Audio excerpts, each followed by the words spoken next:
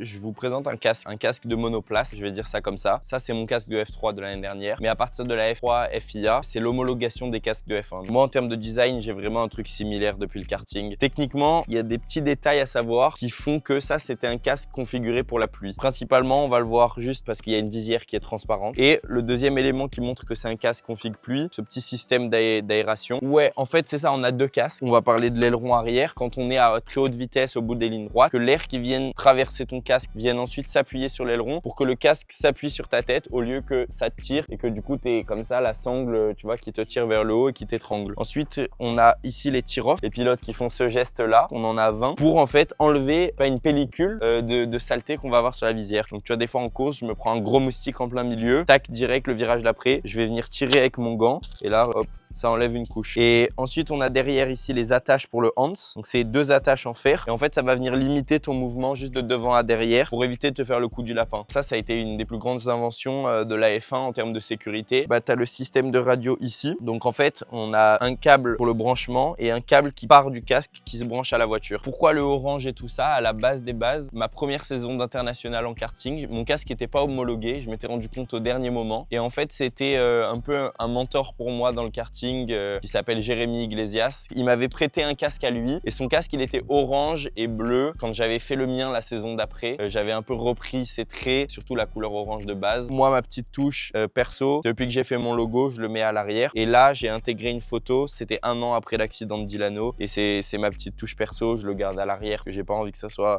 voyant tout le temps à la caméra et tout. Mon casque préféré, en vrai c'est compliqué mais je pense que c'est lui parce que c'est le premier que je fais tout mat en F3. Bah je propose de le noter mais après je serai pas atteint par la notation parce que moi je le kiffe. Mais noté sur 10 quand même.